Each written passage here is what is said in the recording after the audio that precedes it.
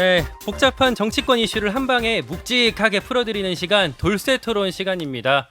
박원석 정의당 전 정책위의장 그리고 장성철 공론센터 소장 두 분 다 어렵습니다. 네, 두 분 어서 오십시오. 네, 안녕하세요. 네, 반갑습니다. 2주 만에 아니 김광일 기자 이렇게 승진한 걸 보니까 좋습니다. 기분이. 이게 승진인가요? 지금 대타하느라 죽겠는데. 뭐 일시적으로라도. 오늘 그 얘기 나눌 것들이 너무 많습니다. 특히 지금 국민의힘 얘기 앞에 일부 인터뷰 들으셨는지 모르겠는데 권성동 원내대표의 원톱 체제가 오래 가지 못할 것 같다라고 2주 전에 두 분이 여기서 예언을 해주셨었는데 맞췄어요. 제가 안 하고요. 저 우리 예언은 제가 했고 예. 장성철 소장은 워낙 권성동 원내대표를 존경하기 때문에 안타까워했고 지금도 안타까워하고 있죠. 근데 이제 본인의 판단이 틀렸다는 걸 이제는 인정해라. 제가 계속 얘기를 하고 있습니다. 아니 저랑 이제 가깝다는 게 왜 판단이 틀린 건가요? 지금도 가깝습니다. 아니 뭐 인간적으로 가까운 저만, 건 좋아요. 저만 생각해서. 근데 인간적으로 가까운 거를 리더십에 대해서 네. 그렇게 오판을 하면 안 되죠. 죄송합니다. 제가 원래 그런 사람입니다. 네.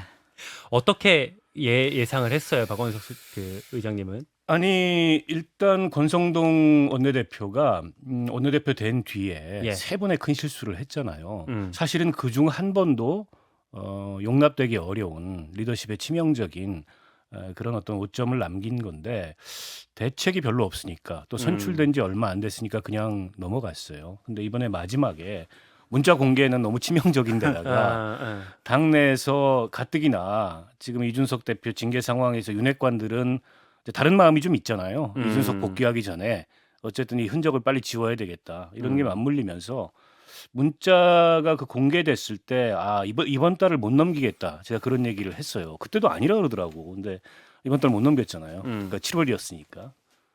그렇습니다. 잘 맞추셔서 참 좋으시겠습니다. 맞물렸다라고 말씀하셨는데, 그러니까 지금 문자가 공개됐던 것 그리고 이준석 대표에 대한 어떤 견제 그 두 가지 중에 뭐가 더 컸다고 보시는 거예요? 근데 이 전 과정을 보면 그때 4월 20일인가요? 선거 끝나고 얼마 안 돼가지고 대선 끝나고 예.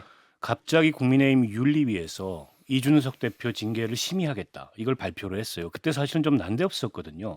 물론 그 얘기가 대선 전부터 나왔던 얘기이긴 합니다만 어쨌든 대선에서 이겼다는 거는 정치적으로 큰 변화가 있는 거잖아요. 그리고 그 대선에서 승리하는데 일정한 기여를 뭐 전적인 기여를 했다고 보지 않더라도 일정한 기여를 한 당대표의 신상에 관한 문제 또 뭐 윤리심사에 관한 문제면 갑자기 그렇게 서둘러 4월 20일 날 얘기하는 게 좀 이상했습니다. 사실 국민의힘 내부에서도 이게 뭐지? 이런 반응들이 있었다는 거예요. 처음에는 그냥 윤리위원장이 원리원칙대로 하는 분이니까 그러려니 했는데 가면 갈수록 이게 그러려니 아니고 이게 진짜 윤리위에서 징계를 하겠구나. 그리고 어느 정도의 중징계를 내릴 거다. 이런 예측들이 나오기 시작했고 그 예측이 고스란히 맞아떨어졌어요. 그런 가운데 어쨌든 지난번 권성동 원내대표하고 윤 대통령이 나눈 SNS가 공개가 된 거예요. 결국 내부 총질하던 당대표 물러나니까 당이 잘 돌아간다. 알턴이 빠지니까 속이 시원하다. 이런 인식을 갖고 있는 거지 않습니까? 그런데다가 지난 주말 사이에 배현진 최고를 선두로 해서 최고위원들이 줄사퇴했고 그리고 이제 일부 언론에서 보도가 나왔지만 청와대 정무수석이 나서서 교통정리를 했다. 이 전 과정을 보면은 결국 윤 대통령의 의지 그리고 그 윤 대통령의 의지를 등에 업은 윤핵관들의 의지 이게 이 사태를 만든 거 아닌가. 그래서 저는 지금 국민의힘의 비상 상황은 의도된 인위적인 비상 상황이고 그리고 기획된 이준석 축출이라고 봐요. 그러니까 예. 이게요 보통 비대위로 가는 게요 당이 비상 상황이니까 예. 비대위를 통해서 당을 수습하자 보통 이게 수순이 맞잖아요. 근데 이거는 비대위로 가기 위해서 당을 비상 상황으로 만든 거다. 거꾸로 만들었다. 예, 그렇게 볼 수밖에 없고 저는 지금 그냥 따져보니까 반추를 해보면 권성동 원내대표의 그 문자가 공개되지 않았더라도 예, 비대위원회로 가려고 했을 것 같아요. 그거는 저는 결국에는 경찰 수사가 결국에는 이준석 대표에 대한 기소가 어렵다라고 계속 얘기가 나오고 있잖아요, 지금. 그러니까 원래는 이제 그 친윤 혹은 이제 그 당내 주류 세력들 사이에서는 이준석 대표가 기소가 될 것 같으니 그렇죠. 그렇게 가면 어차피 비대위 네. 체제로 전환되는 것 같으니까 그 전까지는 직무대행으로 가자라는 게 공감대가 있었던 거잖아요. 네. 근데 그 상황이 지금 달라진 건가요? 그렇죠. 그냥 6개월 정도 당원권 정지를 하면 그동안 경찰에서 열심히 수사해서 이준석 대표 기소하면은 완전히 당원권 정지가 되고 그러면은 이제 임시든 정기든 전당대 열어서 당권을 차지하겠다라는 생각이었던 것 같은데 음, 지금 경찰에서는 계속 얘기가 나오잖아요. 김성진 카이스트 대표의 진술밖에 없다. 이거 가지고 기소를 할 수가 없다. 그리고 대부분 다 공소시효가 지났기 때문에 이것으로 처벌할 수가 없다라는 보도가 계속 나오고 있잖아요. 그 보도가 나오기 시작하면서부터 당일 비대위 체제로 가야 되겠다라고 결심을 한 것 같아요.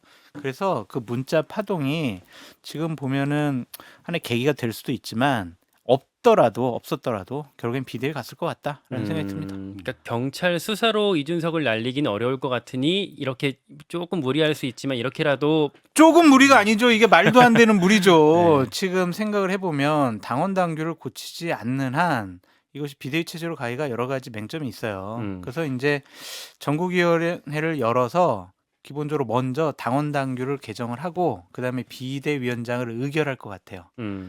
안 그러면은 비대위원장 임명할 수가 없으니까. 뭐 절차적 논란을 최소화하려고 하겠죠. 근데 어쨌든 이제 당원 당규라는 게 일종의 헌법과 법률 같은 거잖아요. 당에 있어서. 그래서 당원 당규상의 문구, 요건, 절차 이런 것도 중요하지만 이게 이제 정치의 영역이기 때문에 그렇죠. 예. 구성원들 간의 정치적 의사가 합치됐느냐 이게 굉장히 중요해요. 그런 면에서 어제 의원총회에서 지금을 비상 상황으로 선언한 것 이게 상당히 의미가 있는 거예요, 나름. 그리고 그 다음에 이제 전국위원회가 비대위를 결정하는 회의를 소집할 권한이 있는데, 근데 문제는 이제 전국위원회로 가려면 최고위원회 의결 또는 의원들의 뭐 3분의 1 이상의 4분의 1, 예. 이상의 뭐 발의 이런 걸 통해서 갈 거 아니에요. 최고위원회를 거치지 않더라도 갈 수 있어요. 가게 되면 비대위원장은 당 대표 아니면 권한대행만 지명할 수 있도록 돼 있는데 원래는요. 당 대표도 없고 권한대행도 없어요. 임명. 이 상황에서 권성동 직무대행이 아직 공식적으로 사직서를 낸 건 아니기 때문에 직무대행을 권한대행으로 의제해서 해석해서 할 수 있느냐 이걸 검토할 텐데 논란이 남잖아요. 그러면 그래서 아마 전국위원회에서 당원 당규를 개정을 할 것 같아요. 그래서 직무대행도 할 수 있도록 해두고 그러니까 아까 우리 일부에서 양금희 원내대변인 인터뷰에서 들으셨던 건 그 전국위에서 유권 해석을 통해서 직무대행도 이렇게 지명을 가능할 수 있게 할 수 있는지를 먼저 따져보고 그렇지 않을 경우에는 이제 당원 당규를 개정하는 사항으로 갈 그렇게 것 할 같다. 겁니다. 왜냐하면 자기들 전자로 했을 마음대로네. 때 이게 이제 법적 시비의 대상이 될 수 있기 때문에 그런 어떤 빌미를 안 남기려고 당원 당규 개정해서 권성동 의원이 결국엔 지명하는 형태로 해서 비대위 체제로 전환을 할 텐데 그럴 경우에 이준석 대표가 뭐 가처분 등등의 법적 다툼을 할 거냐 저는 결론적으로 안 할 거라고 보고 해봐야 별로 승산이 없는 데다가 왜냐하면 이게 정당 정치라는 거는 이제 고도의 자치를 보장하는 영역이기 때문에 구성원들의 의사가 합치됐다. 그 의사 합치에 있어서 절차적 무리가 없다면 법원이 그에 대해서 다른 판단을 내리지 않을 거예요. 이준석 대표가 그거 모르지 않을 거고 오히려 그 결정에 정당성을 부여해주는 그런 법적 대응을 하기보다는 지금 어쨌든 여론은 무리해서 윤 대통령이나 윤핵관이 합법적으로 선출된 당대표를 이런 식으로 찍어내고 밀어내는구나라는 인식이 있잖아요. 이게 이준석한테 지금 단기간에는 시련이어도 길게 봤을 때는 그렇게 제가 보기엔 나쁠 게 없어요. 결국에는 강력한 이 안티 라인업을 구축하면서 당내에서 자기 정치를 하고 길게 본다면 저는 이 여당 내 야당으로서 충분한 입지를 확보했기 때문에 아마 그 길로 가지 않을까 예상합니다. 전망이기도 하지만 어떻게 보면 이준석 대표한테 건네는 조언이신 것 같기도 하거든요. 이준석 대표 지금 방송 듣고 있을 것 같은데 장수장님 어때요? 저는 지금 당이 벌이는 일들이 네. 과연 무엇을 위해서 저러느냐라는 참 걱정이 있습니다. 대통령께서 그리고 윤핵관들이 이준석 대표가 대선 후보 과정 그리고 대선 치르는 과정 중에서 자신들을 괴롭혔기 때문에 이준석 대표랑은 도저히 정치를 못하겠어. 이준석 싫어. 그러한 감정도 있을 거고 예. 빨리 쫓아내가지고 당을 장악해서 공천권을 행사해야 되겠다라는 생각을 할 텐데 과연 이준석 대표를 쫓아내서 공천권을 가지면 자신들이 공천한 사람들이 또 본인들도 다음번 총선 때 당선될 수 있을 거라고 생각하는지 이해가 되지 않아요. 지난 대선 어차피 이긴 거를 우리가 따져보면 20, 30대와 60대 이상 세대 결합으로 이겼잖아요. 이준석 대표를 저렇게 쫓아내듯이 내몰듯이 몰아낸 것에 대해서 20, 30대가 과연 이준석 대표를 쫓아내면 정말 국민의힘 윤석열 대통령 더 확실하게 지지해야지라고 생각하겠냐고요. 떨어져 나갈 표들이 훨씬 많을 거란 말이에요. 그럼 이 선거를 어떻게 치르겠다는 건지 전 도저히 이해가 안 돼요. 그래서 저는 당원이 아니기 때문에 내부 총질이 아니라 외부 총질을 계속 하고 다니는데 저는 진짜 선거가 걱정돼서 그래요. 다음번 총선 어떻게 치를 건지. 그러면 윤석열 대통령 집권 중반기 이후 가게 되잖아요. 그럼 어떻게 참 국정 운영을 해 나갈지 좀 심히 걱정이 됩니다. 근데 의원들 개인 입장에서는 사실 뭐 특히 수도권보다는 이제 영남 지역 의원들 같은 경우는 공천 받으면 그게 뭐 당선으로 이어지는 경우들이 많기 때문에 그 판보다는 이제 공천을 더 관심에 둘 수도 있을 것 같은데. 그러니까 이게 국민의힘이 지난 대선에서 어쨌든 두 개의 최대 연합을 통해 승리를 한 겁니다. 예. 하나가 이제 지역 연합이고 TK를 중심으로 PK를 다시 복원하고 거기에 이제 뭐 충청권, 서울 이렇게 해서 이긴 거예요. 하나가 이제 세대 연합이죠. 근데 저는 이제 국민의힘이라는 정당이 통치의 DNA를 잃어버린 게 아닌가 싶어요. 통치의 DNA. 박근혜 탄핵 이후로. 예. 특히 이제 집권 초기에는 5년 동안 이 정권이 어떤 과업을 이룰 건가를 중심에 놓고서 정권의 로드맵을 짜는데 윤석열 대통령은 정치 경험이 없는 분위기고 검사만 해왔던 분이기 때문에 그렇다 치고 적어도 여당은 그게 있어야 되거든요. 근데 이 정부에서 지금 가장 취약한 게 가장 어떻게 보면은 좀 눈에 띄게 이 공백이 있는 게 그거예요. 이 정권은 어떤 과업을 달성하고자 이 만들어진 정권인가에 대해서 구성원들 간에 뚜렷한 어떤 목적 의식이 없는 거. 제가 이런 비유를 자주 합니다만 역대 그 민주화 이후에 대통령들을 거칠게 두 유형으로 나눠 보면 본인이 하고 싶은 일이 있어서 그리고 본인이 만들고 싶은 세상이 있어서 대통령이 된 분들이 있습니다. 김대중, 노무현 두 전직 대통령이 대표적인 분이고요. 대통령이 목적이어서 대통령이 된 분이 있어요. 박근혜 전 대통령이 대표적인 유형인데 윤석열 대통령 어느 쪽이냐는 거예요. 후자라면 국민들 매우 불행한 거고 전자라고 보기에는 지금 보여주는 게 너무 없어요. 왜 그래도 그 공정과 상식의 회복 이런 이제 그건 너무 캐치프레이즈가 추상적인 있잖아요. 그냥 레토릭일 뿐이에요. 그래서 공정과 상식을 회복해서 현실 정치에서 국정을 통해서 구현하고자 하는 게 뭐냐라는 게 없는 거예요. 유일하게 지금 도드라지는 거는 전 정권에 대한 수사, 사정이란 말이에요. 근데 그거는 정말 윤석열 대통령이 검찰총장이라면은 훌륭한 일이라고 박수 받겠는데 국정이라는 건 그보다 훨씬 더 복잡하고 종합적인 거예요. 근데 그것만 도드라져서는 아니 세상에 법치만 가지고 국정을 운영할 수 있냐고요. 법치 또한 민심의 바다 위에 떠돌아다니는 존재일 수밖에 없는데 그래서 저는 여당이고 대통령이고 그걸 못 만들고 그걸 국민들 앞에 뚜렷하게 각인시키지 못하는 한 저는 지금의 이 지지율 하락상 그다음에 이 국정의 난맥 이거 극복 못한다고 봅니다. 그래서 결국에는 보면은 6월 10일 날 예. 지방선거에서 크게 이긴 게 윤석열 정권과 국민의힘에는 큰 독이 됐다라는 오히려. 생각이 드는 것 같아요. 우리가 밀고 나가면 우리의 고집과 신념대로 국정을 운영해 나가도 국민들은 지지해 줄 거야. 왜냐? 민주당을 봐. 민주당으로는 안 갈 거야. 그런 생각을 가졌던 것 같은데 그건 착각이다라고 말씀드리고 싶고 저는 박원석 전 의원님을 저 대통령실에서 대통령께서 휴가 끝나고 레드팀 팀장으로 싫습니다. 네? 레드팀 수석 비서관으로 네. 꼭 임명을 하시면 싫습니다. 그래도 이 정권이 좀 살아날 가능성이 있지 않을까라는 생각이 요즘 장성철 교수가 저랑 방송을 하기 싫은가 봐요. 저는 이런 거 보니까. 아, 잠깐 다시 우리 아까 비대위 얘기를 좀 다시 돌아가서 이 비대위 체제로 전환하는 게 윤심이 여기 있는 거다라는 이제 뭐 보도나 그 얘기들이 이제 정치권에 있는 건데 두 분 어떻게 보세요? 아니 뭐 달리 해석할 여지가 있습니까? 네. 지금까지 그 말씀을 드렸던 거고 음. 시종일관 저건 윤 대통령의 의지다. 그렇게 봐야죠. 왜냐하면 뭐 주말에 나온 한 언론사의 보도에 의하면 예. 이진복 정무수석이 최고위원들도 만나서 사퇴해라 비대로 가야 된다 이런 식의 얘기를 했다라고 확인 보도가 나오지 않았습니까? 정무수석이 본인의 독자적인 생각과 판단으로 움직였다고 생각하지 않고요.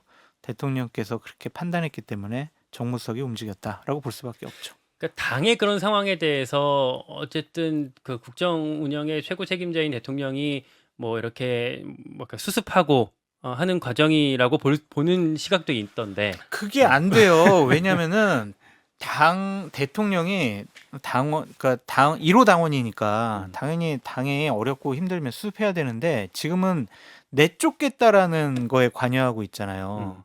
박근혜 전 대통령이 2015년도에 유승민 당시 원내대표를 내쫓기 위해서 당에 개입을 했어요. 그 결과 뭐예요? 2016년 총선 깨졌죠. 17년에 탄핵당했죠. 이렇게 당에서 다른 목소리가 나오지 않도록 그런 조치를 취하는 것 그리고 나와 생각이 다르고 판단이 다르고 말이 다른 사람들을 내쫓겠다라는 사인을 주는 거는요.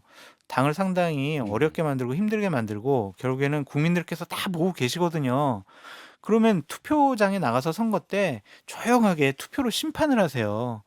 이런 상황들에 대해서 얼마나 상식적이고 합리적이냐라는 것에 대해서 국민들은 그렇게 생각하지 않을 분들이 더 많다. 그것이 지지율로 나타나고 있다라는 생각이 듭니다. 그 배신의 정치 2015년도에 있었던 그 데자뷰인데 그때는 박근혜 정권이 3년 차였어요. 그리고 4년 차에 총선이 있었고 어쨌든 예. 정권 말이었단 말이죠. 근데 지금은 이제 100일도 안 됐어요. 100일도 안 돼서 여당 내부에 뭔가 위기가 발생해서 대통령이 그걸 개입하고 중재하고 해소하기 위해서 노력하는 것도 아니고 이거는 여당의 당대표를 축출하기 위해서 대통령이 이 상황에 개입해서 정무수석을 보내가지고 교통정리를 한다. 저는 이런 정치는 없었던 것 같아요. 과거의 제왕적 총재 시절에도 별로 사실은 찾아보기 어려운 그런 모습인 것 같고 그런 면에서 봤을 때 지금 윤 대통령이 여기다 신경 쓸 상황이냐. 지금 지지율도 저렇게 바닥을 기고 있고 경제는 여러 가지 위기 상황으로 인해서 한치 앞을 내다보기가 어렵고 남북관계 상황 굉장히 가늠하기가 어렵고 근데 도대체 뭘 위해서 통치를 하고 이 통치의 목적이 뭔지를 국민들이 보기에는 찾아보기 어렵다는 한 가지 좀 확인하고 넘어가고 싶은 게 윤심이 정말 여기 있는 거냐 혹시 그걸 누군가 참칭하고 있는 건 아닌 거냐. 그걸 방치하는 것도 윤심이죠. 아니 요즘 같은 시대에 대통령 모르게 이 대통령의 권위를 빌어서 권력을 빌어서 호가호위 한다는 게 가능합니까? 그리고 그 SNS 문자를 통해서 확인이 된 거잖아요. 그게 본인의 본심이라는 거. 그조차도 누군가 이걸 호가호위하고 누군가 대통령의 권위를 등에 업고서 이 상황을 만들어가고 있더라도 이걸 방치하는 것 자체가 윤심이죠. 호가호이라는 단어는 고민정원한테 허락받고 쓰십시오. 아니 저는 용법을 바르게 썼어요. 어쨌든 지금 이 비대위 체제로 전환이 한 과정이 뭐 옳든 그르든 그렇게 가고 있는 것 같은데 네. 비대위원장을 이제 누가 맡을 것이냐 여기에도 관심이 있는 것 같아요. 소장님 네. 보셨을 때 어떤 분이 좀 하시는 게 적합할 것 같아요? 여러분 외부에서 오는 거는 맞지 않는 것 같아요.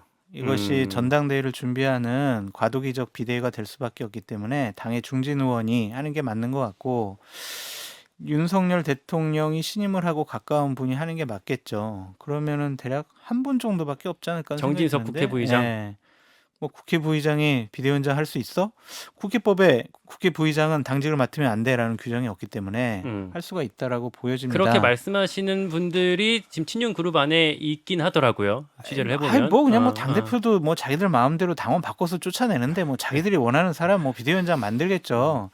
근데 이게 웃긴 상황을 하나만 좀 설명을 해드릴게요.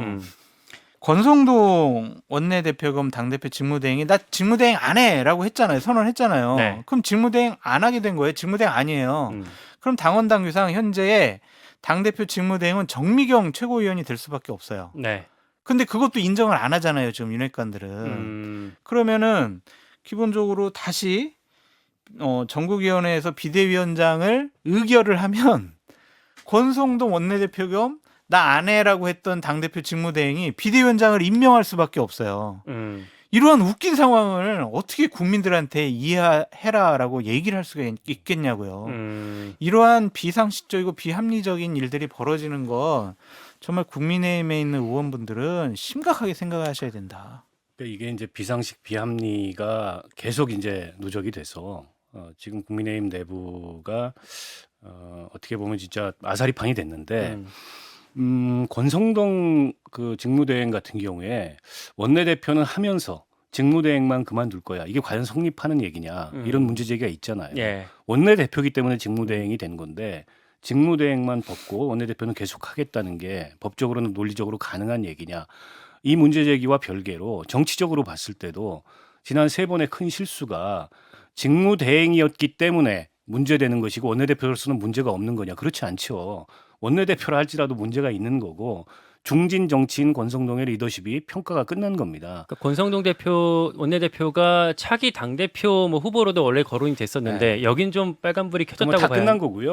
다 끝났어요. 네, 저는 홍준표 시장이 가장 상식적인 말씀을 하고 계시다고 생각해요. 이 상황에서 수습 방안은 원내대표까지 다 그만두고 새 원내대표를 이 당의 의지로 선출을 해서 그 새 원내대표 중심의 비상체제로 가다가 정상적인 정치 일정대로 전당대회를 열어서 이 추후에 당대표를 뽑으면 된다. 그게 사실은 가장 상식적인 얘기죠. 그렇지 않습니까? 이게 홍준표 우리 시장께서는 중앙 정치하고 멀리 떨어져 계시면 떨어져 계실수록 상식적인 것 같아요. 그 권성동 원내대표의 그 자리에 대해서 예. 이의 제기하지 않는 거는 원내대표 할 분이 적당한 분이 없다라고 판단을 내린 것 같아요. 그러니까 권성동 원내대표가 그만두면 원내대표를 새로 뽑아야 될 거 아니에요. 네. 그럼 현실적으로 할 수 있는 분 제1순위는 장제원, 네. 2순위는 김학용 이런 분들밖에 안 계시거든요. 3선에서 3선 이상으로 김학용은 4선인가 그럴 거예요 아마. 그러니까 그런 것에 대한 또 정무적인 판단도 있지 않았을까. 정재원 의원이 원내대표 하면 안 돼요? 그걸 뭐 장성철 소장한테 물으면 할 말이 별로 없을 거예요. 대신 얘기해 주세요. 네? 의원님이. 아니 뭐 장제원 의원은 그거에 만족합니까? 본인은 차기 총선에 공천권을 손에 쥐고 어쨌든 이걸 윤핵관의 당으로 더 나아가서는 이제 본인이 상당한 영향력을 행사하는 당으로 만들고 싶은 그런 의지가 있는 거 아니에요? 원내대표 정도에 만족을 하겠어요? 안철수 의원도 지금 우리가 이제 주목하는 사람 중에 한 명인데 지금 미국에 뭐 딸 안설이 박사 만나러 가 있다고는 하는데 그 안철수 의원이 그리고 있는 다음에 그림은 뭐가 있을까요? 이분이 어떤 그림을 그리든지 별로 큰 의미가 없다라는 생각이 들고 이렇게 당이 어렵고 힘든데 한 달 전에 내가 계획해놓은 휴가를 안 간다라는 것이 문제다라고 생각하는 정치적인 판단을 가진 분이 국민의힘에서 당대표가 된다든지 아니면 대권 후보가 된다든지 하는 부분에 대해서 상당히 우려스럽고 걱정이 된다라는 생각이 듭니다. 본인이 당대표 하고 싶어 하잖아요. 당대표 나가고 싶어 하고 여론조사 해보면 높게 나오고 그러면 당이 혼란스럽고 어려우면 본인의 휴가는 접어두고 당의 혼란과 갈등을 수습하기 위한 노력을 해야죠. 그래야 많은 의원들이 그래 정치력이 있구나 저분을 한번 믿어볼까라고 생각하는 거지. 나는 몰라요. 난 관여 안 하겠어요. 그런 건 구정치입니다. 네. 새정치 그러면 하신 그럼 뭐 어느 게 신정치? 새 정치이기 때문에 저렇게 미국 가신 거예요. 새 정치라서. 근데 이게 이제 조기 전대잖아요. 올 연내에 전대를 하게 될 거지 않습니까? 예. 그게 아니고 내년 잠깐만. 넘어가면 100% 아니 죄송합니다. 99% 이번에 그 규정도 바꿀 것 같아요. 그러니까요. 내년 넘어가면 다시 이준석이 나와서 다시 이준석이 당대표가 되는 수가 있어요. 그거 윤핵관들이 원하지 않는 네. 시나리오이기 때문에 100% 조기 전대인데 조기 전대로 갔을 때 안철수 의원의 가능성이 있느냐? 저는 뭐 거의 100% 없다고 봅니다. 그리고 대선 때 단일화에 대한 어떤 보상, 단일화 약속의 이행, 국회의원 시켜줬잖아. 이렇게 생각할 것 같아요. 윤핵관들. 빚은 갚았다. 끝. 우리가 지금 국민의힘 얘기를 너무 많이 해서 시간이 얼마 안 남았습니다. 근데 민주당 얘기 잠깐 해야 될 것 같아서. 근데 민주당은 당대표 선거가 별로 이렇게 흥행이 크게 되고 있지는 않은 것 아니, 같아요. 국민의힘이 저렇게 사고를 치는데 어떻게 흥행이 돼요? 그러기도 하지만 이제 너무 이- 즐거워하시는 뭐- 것 같아요, 진짜. 어대명 뭐 어차피 그 대표는 이재명이다 이런 흐름이 있어서 뭐 별로 재미없는 거 아니냐 뭐 이렇게 가고 있는 것 같은데 박용진, 강훈식 그 두 후보의 단일화가 가능할까요? 저는 가능하지 않고 안 된다고 보세요. 논의만 끝까지 할 것 같다라는 생각이 어. 들려요. 왜냐하면은 두 분의 정치적인 로드맵 그리고 이번 전당대회를 임하는 자세가 좀 다르다라는 생각이 들어요. 뭐가 달라요? 박용진 의원은 나는 이재명 후보랑 맞싸워서 나는 당의 중요한 지도자의 위치에 올라갈 거야 라고 생각을 하는 것 같고 네. 몸집을 좀 키우겠다라는 것 같고 강훈식 의원 같은 경우에는 나는 충청권 맹주가 될 거야. 충청권 맹주. 네, 그래서 나는 이번 기회에 당원들과 국민들에게 내 이름을 알려서 충청권의 맹주가 되고 그 다음에 2027년도에 대권에 도전을 해볼 거야 라는 생각이 좀 다른 것 같아요. 당의 지도부가 되겠다는 분과 지역의 맹주가 되겠다는 분의 정치인 로드맵이 다르기 때문에 끝까지 두 분의 자신들의 이념과 신념과 정책 그리고 존재감을 드러내기 위해서 완주하게 되지 않을까? 라고 조심스럽게 전망해 봅니다. 어떻게 보세요? 셈법이 좀 다르죠. 그리고 세력도 좀 다릅니다. 그러니까 박용진 의원은 당내에는 지지 기반이나 세력이 거의 없고 없죠.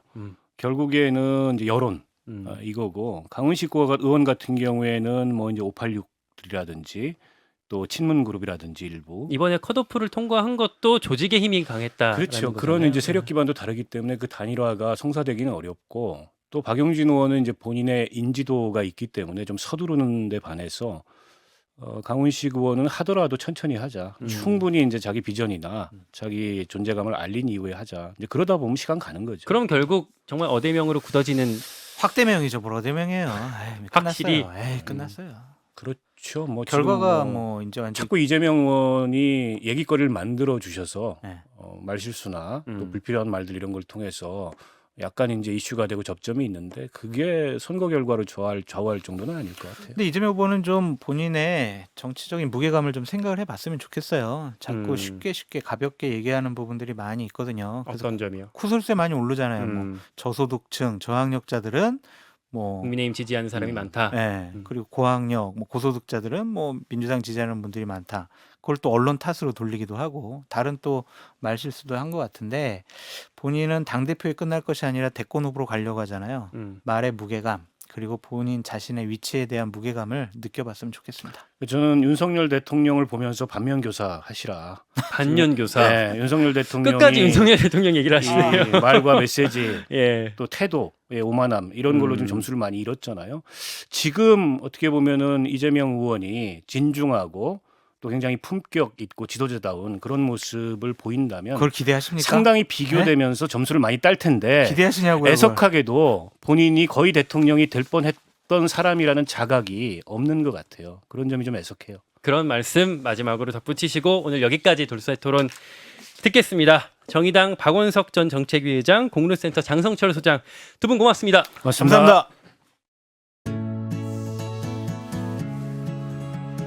김현정의 뉴스쇼는 시청자 여러분의 참여를 기다립니다. 구독과 좋아요, 댓글 잊지 않으셨죠? 알림 설정을 해두시면 평일 아침 7시 20분 실시간 라이브도 참여하실 수 있습니다.